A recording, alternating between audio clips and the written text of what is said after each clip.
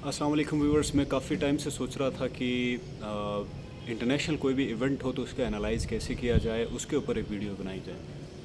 वैसे हम कोई भी इवेंट हो तो उस पे जैसे क्लाइमेट चेंज हो या फिर कोई इंटरनेशनल वॉर चल रही हो, दो कंट्रीज़ के, दो स्टेट्स के बीच में या दो फैक्शंस के बीच में, तो हम उसके ऊपर तज्ज़िया करने बैठ जाते हैं। तो क्या कहते हैं इंटरनेशनल रिलेशंस के एक्सपर्ट्स, इसके बारे में क्या राय देते हैं, उनकी क्या राय होती है और वो किसी भी चीज़ को कैसे एनालाइज़ करते हैं, किसी भी सिचुएशन को, किसी भी इंटरनेशनल इवेंट को।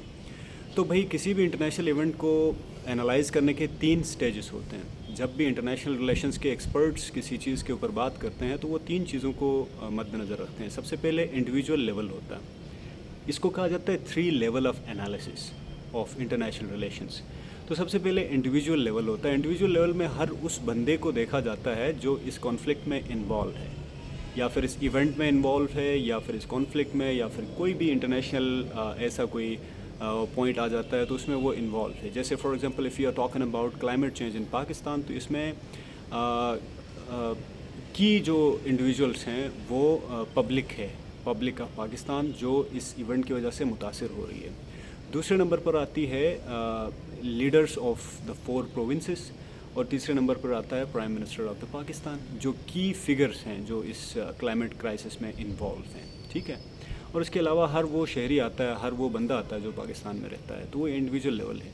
तो इसमें हर इंडिविजुअल आदमी को, मेरे जैसे, आपके जैसे किसी इंडिविजुअल को, किसी आम शख्स को क्या मुश्किलात दरपेश आती हैं इस क्लाइमेट क्राइसिस की वजह से, या फिर क्लाइमेट से रिलेटेड कोई भी इशू होता है तो उसकी वजह से किसी भी आम शख्स की ज़िंदगी में क्या असर होता है, तो वो सबसे पहले हम ये देखने की कोशिश करेंगे। इस चीज़ को हम मद्देनज़र रख के देखेंगे कि एक आम शहरी की ज़िंदगी इससे क्या इफ़ेक्ट हुई है, रिगार्डलेस ऑफ स्टैटिस्टिक्स, या फिर इतने रेक्टर स्केल का ज़िलज़िला आया है, या फिर इतने ज़्यादा फ्लड्स आए हैं, ग्लोफ क्या होता है, ये सारी बहुत सारी चीज़ें। इनको डिस्कस करने से पहले हम ये देखेंगे कि किसी भी इंडिविजुअल शख्स की ज़िंदगी पे इसका क्या असर हुआ है। ये हो गया पहला लेवल। दूसरा लेवल होता है स्टेट लेवल कहा जाता है। स्टेट लेवल में ये देखा जाता है कि कौन कौन से स्टेट्स इस इवेंट में, या कोई वार है, या फिर कोई भी क्राइसिस है, या फिर कोई भी स्क्रमिशेस है, तो उसमें डायरेक्टली या इनडायरेक्टली कौन से स्टेट्स इन्वॉल्व हैं। तो सबसे पहले इंडिविजुअल लेवल होगा, बंदे देखेंगे। दूसरे नंबर पर हम क्या देखेंगे, वो स्टेट्स, उस कंट्रीज़ को डिस्कस करेंगे जो कंट्रीज़ इसकी वजह से इन्वॉल्व हैं। अगर हम क्लाइमेट क्राइसिस देखते हैं तो सबसे पहले हम देखेंगे कि पाकिस्तान को एज ए कंट्री इसमें क्या लॉस देखने को मिला और क्या फ़ायदे हुए पाकिस्तान को एज ए कंट्री, और इसके अलावा कौन सी कंट्रीज़ हैं जो इस क्लाइमेट क्राइसिस में इन्वॉल्व हैं। और हम इस कंट्रीज़ को 2 तरह की कंट्रीज़ में हम डिवाइड करेंगे, 2 तरह की स्टेट्स में डिवाइड करेंगे। एक ये स्टेट्स जो क्लाइमेट एक्शन में क्लाइमेट क्राइसिस में सबसे ज़्यादा अपना हिस्सा डाल रही हैं, जैसे we are talking about China, we are talking about USA, we are talking about India, जहाँ से जिनकी कार्बन एमिशन सबसे ज़्यादा है। उसके बाद ब्राज़ील है, उसके बाद रशिया है। ये ऐसे कंट्रीज़ हैं जिनकी कार्बन एमिशन बहुत ज़्यादा है। तो हम इनको पॉजिटिव एजेंट्स के तौर पे देखेंगे। हम ये देखेंगे कि इन कंट्रीज़ में कौन सी ऐसी फैक्ट्रियाँ हैं, या फिर कौन सी ऐसी इंडस्ट्री है जो इंडस्ट्री हमारे क्लाइमेट क्राइसिस को इंक्रीज़ करने में, या फिर कार्बन एमिशन को इंक्रीज़ करने में मदद देती हैं। और दूसरे नंबर पर हम वो कंट्रीज़ देखेंगे जो इफ़ेक्ट हुई हैं इसकी वजह से, जैसे फॉर एग्जांपल पाकिस्तान है, एंड अफ्रीकन कंट्रीज़ हैं, मालदीव है, और मालदीव अंडर द सी आने वाला है। मतलब बहुत सारे उसके ऐसे प्लेसेस हैं, ऐसे जज़ीरे हैं जो कि समंदर के अंदर गायब हो चुके हैं। और इस तरह की बहुत सारी कंट्रीज़ हैं जिनके छोटे छोटे जज़ीरे थे वो समंदर के अंदर ख़त्म हो गए हैं। तो मतलब उन स्टेट्स की बात करेंगे जो क्लाइमेट की वजह से ज़्यादा इफ़ेक्ट हुए हैं। जैसे आजकल हम बात कर लें तो पाकिस्तान की और गिलगित बल्तिस्तान की बड़ा मशहूर चल रहा है आजकल। तो ये दूसरा लेवल है। हम ये देखेंगे कौन कौन से स्टेट्स इस इवेंट में, ये इस कॉन्फ्लिक्ट में, इस वॉर में, व्हाटएवर जो है, उसमें कौन कौन से स्टेट्स इन्वॉल्व हैं और उन स्टेट्स का क्या रोल है।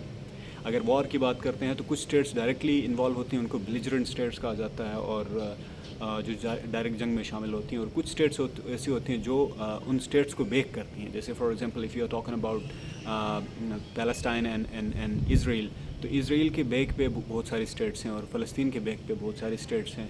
तो वो डायरेक्ट इन्वॉल्व नहीं हैं, उनको कहा जाता है वो स्पॉन्सरिंग स्टेट्स कहलाती हैं। वो स्पॉन्सर करती हैं इस जो भी इवेंट है, कॉन्फ्लिक्ट है, जो भी वार है, जो कुछ भी है। ये हो गया। تو we are talking about climate action actually, تو اس پہ بات کر لیں گے. تو پہلا انڈیویجول لیول ہے، دوسرا اسٹیٹ لیول ہے، اور تیسرا سسٹمیٹک لیول ہے. سسٹمیٹک لیول میں ہم یہ دیکھیں گے کہ اس ایونٹ کی وجہ سے یا پھر اس ایونٹ کے ہوتے ہوئے کون سی پالیسیز اور کون سی گورننس ہوئی ہے، کون سی پالیسیز بنی ہیں. For example if you are talking about climate action, تو پورے دنیا کے اسٹیٹس اس میں شامل ہیں. کچھ اسٹیٹس ایسی ہیں جو کلائمیٹ ایکشن میں، کلائمیٹ میں کاربن ایمیشن میں بہت زیادہ ان کا رول ہوتا ہے، اور کچھ اسٹیٹس ایسی ہوتی ہیں جو جن کا رول نہیں ہوتا ہے کاربن ایمیشن میں، but they are affected by the climate crisis, جیسے میں نے بات کی. تو جو افیکٹ ہوئی ہیں ان اسٹیٹس کی پالیسی کیا ہوئی ہے، اور ان اسٹیٹس میں کون کون سے ڈپارٹمنٹس بنے. جیسے for example we are talking about Pakistan میں نیشنل ڈیزاسٹر مینجمنٹ اتھارٹیز بنی. جب 1980s میں جب فلڈس کی سچویشن ہوئی، جب اس طرح ارتھ کویکس اور اس طرح کی سچویشنس ہوئی، تو نیشنل ڈیزاسٹر مینجمنٹ اتھارٹی بنی.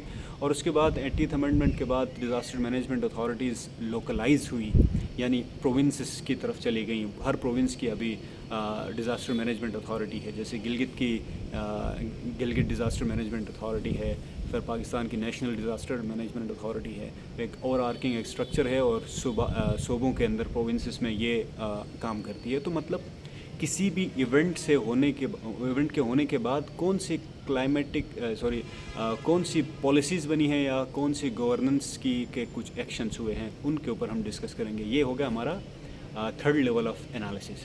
تو کسی بھی ایونٹ کو، کلائمیٹ ایکشن ہو یا پھر کوئی وار ہو یا پھر کوئی بھی چیز ہو. ایک چیز میں بتانا بھول گیا، جب کلائمیٹ چینج کی بات آ گئی تو یو این کے اندر یہ جب ڈبیٹ چلی، تو یو این میں 1995 میں جب کلائمیٹ چینج کے اوپر بات ہو رہی تھی، تو اس کے بعد یو این ایف سی سی بنا، United nations conference for climate change. تو وہ کانفرنس بنی. اس کے بعد اس سے بہت سارے اور کوپن ہیگن ایکارڈز ہوئے. اس کے بعد بہت سارے کانفرنس آف پارٹیز COP جس کو کہا جاتا ہے، اس کے بہت سارے پالیسیز ہوئے. تو یہ پالیسیز ڈسکس کرنا that will be called as the systematic level of analysis. اب کبھی بھی آپ کسی بھی انٹرنیشنل ایونٹ کو آپ ڈسکس کریں تو سب سے پہلے یہ دیکھیں کہ اس ایونٹ کی وجہ سے کسی بھی بندے کی انڈیویجول لائف، کون سی انڈیویجولس ہیں جو اس ایونٹ میں انوالو ہیں، اور انڈیویجول لائفس اس ایونٹ کی وجہ سے کیسے متاثر ہوئی ہیں. پہلے اس طرح دیکھنا ہے. اس کے بعد ہم نے اسٹیٹ لیول پہ دیکھنا ہے کہ کون سے اسٹیٹس اس میں انوالو ہیں. اس کے علاوہ ہم بات نہیں کر سکتے. تھرڈ لیول پہ اگر ہم انالیسس کا دیکھیں تو ہم پالیسیز کی طرف آئیں گے کہ کون سی پالیسیز بنی ہیں، کون سی گورننس پالیسیز بنی ہیں، اور کس طرح کی کسی بھی اسٹیٹ نے کون سے لاز یا کون سے قوانین، کون سے اصول بنائے ہیں اس ایونٹ کے ہوتے ہوئے یا اس ایونٹ کے پوسٹ مارٹم آف ایونٹ ختم ہونے کے بعد کون سی پالیسیز بنی ہیں. تو یہ ہیں انٹرنیشنل ریلیشنز کے 3 لیولز جس پہ کوئی بھی تجزیہ نگار یا پھر کسی بھی انٹرنیشنل انالسٹ کی اگر کوئی بات کرتا ہے کسی بھی انٹرنیشنل ایونٹ کے اوپر، تو آپ ضرور دیکھیں اس کی اسپیچ کو، اس کے انالیسس کو آپ سمجھنے کی کوشش کریں، اس کی باتوں کو. وہ انہی 3 چیزوں کو مد نظر رکھتے ہوئے وہ اسی درجہ بندی سے بات کرے گا. اگر اس درجہ بندی سے بات نہیں کرتا، ایک ہیفزڈ مومنٹ میں مطلب اپنا آئیڈیا پیش کرتا ہے، تو وہ ایک جنرل آئیڈیا ہوتا ہے. لیکن اگر سسٹمیٹیکلی اور ایکسپرٹ کے طور پہ اگر آپ بات کرنا چاہیں تو کسی بھی ایونٹ کے یہ 3 لیولز ہوتے ہیں جس پہ آپ انالیسس کر سکتے ہیں، اور کسی بھی ایونٹ کو سمجھنے کے یہ 3 طریقے ہوتے ہیں. آپ ان 3 طریقوں کو سمجھیں گے، ان 3 لیولز کو سمجھیں گے، تو آپ کو ایونٹ بہت اچھے سے اور بہت آسانی سے آپ کو سمجھ میں آئے گا. Thank you so much.